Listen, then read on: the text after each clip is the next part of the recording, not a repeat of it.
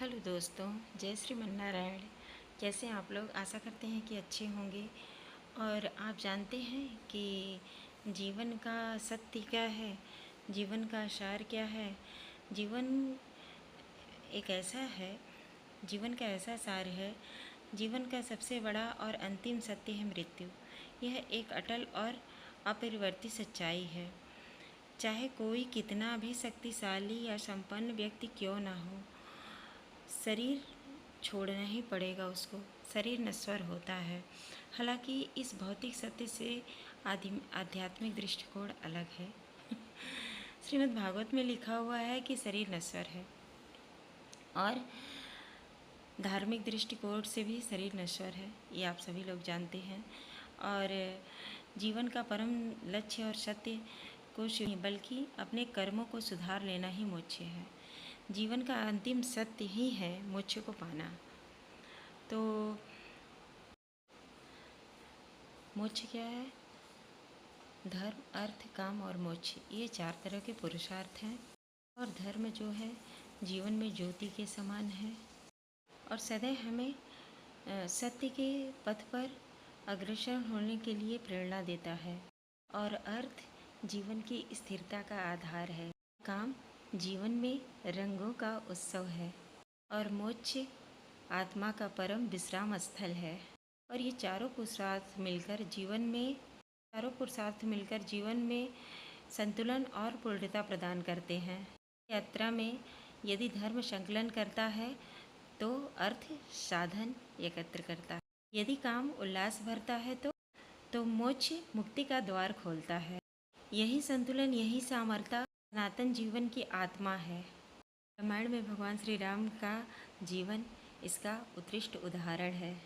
भगवान राम ने धर्म पालन के लिए कष्टों को सहर्ष स्वीकार किया। अपने पिता के वचनों को निभाने के लिए उन्होंने सारे सुख वैभव छोड़ना स्वीकार किया। सब कुछ छोड़ के वन को चले गए।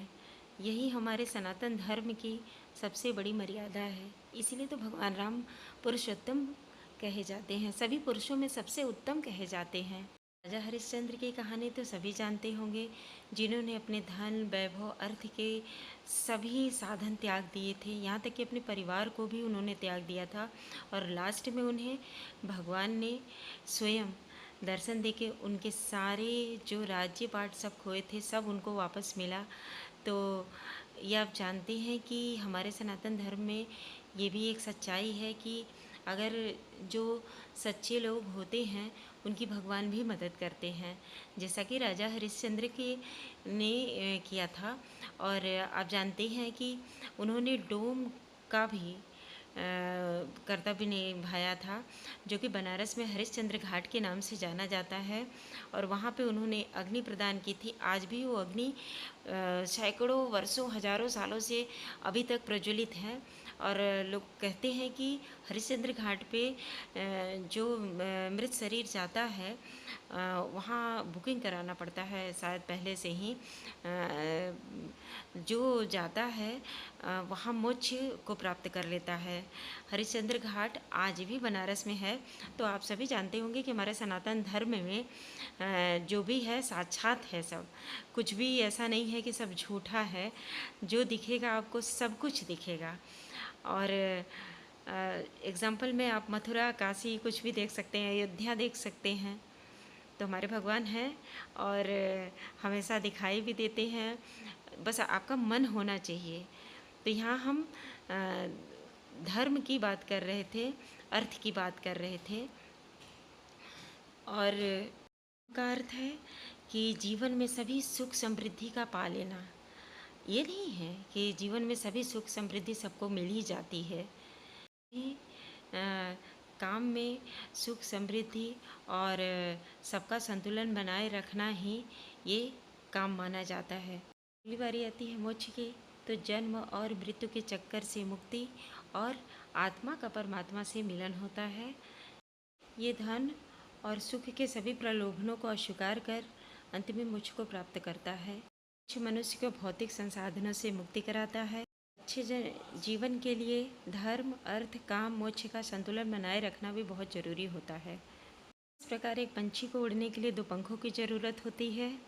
उसी प्रकार जीवन को अपनी उच्चतम क्षमता तक पहुँचने के लिए भौतिक साधनों की आवश्यकता होती है। एक पुरुषार्थ एक दूसरे के पूरक भी हैं। दूसरी ओर मोक्ष जीवन का परम लक्ष्य है। जीवन ही मोक्ष के लिए हमेशा ललायित रहता है और वो जीवन जो कि आत्मा से परमात्मा को मिला दे।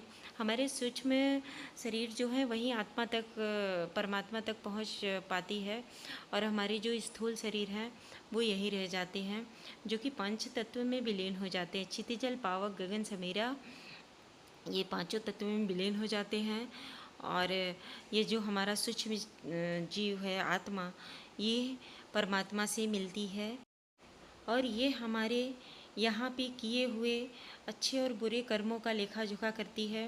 पहले मैं जब छोटी थी तो माँ बोलती थी कि बेटा ये कंधे के दोनों साइड जो हैं एक चित्र और गुप्त, चित्रगुप्त का स्थान माना जाता है, जो कि जैसे नहीं होता कि लोग कहते हैं कि अरे क्या हो गया, भगवान थोड़ी ना हर जगह देख रहे हैं, भगवान थोड़ी ना हर जगह।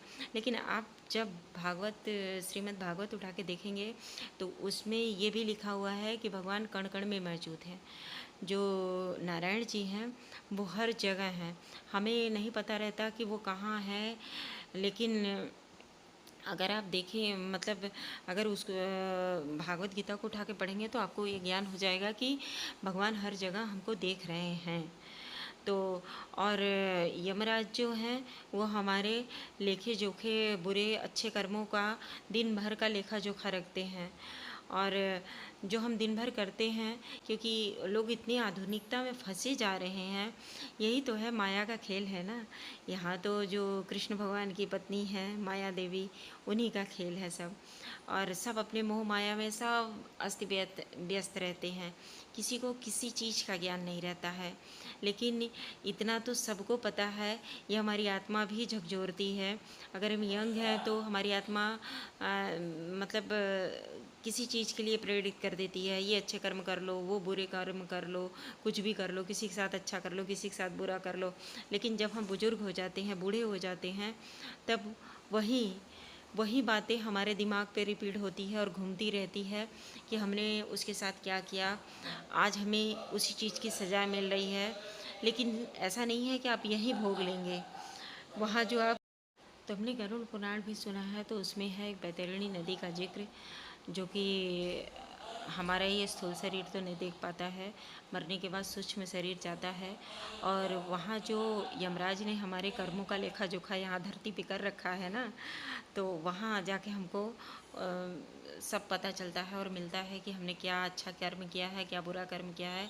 तो जो अच्छे लोग होते हैं उनका बैतरणी नदी सुख प्राप्त होता है, मतलब अच्छे से प्राप्त हो जाता है। और लेकिन जो बुरे लोग हैं वो बैतरणी नदी में फंस जाते हैं और वो पीप मवाद मल मूत्र से भरी हुई नदी, उसी को पार करते हैं, उसी को पीते हैं, उसी को खाते हैं। मतलब इतना गंदा है वो नदी।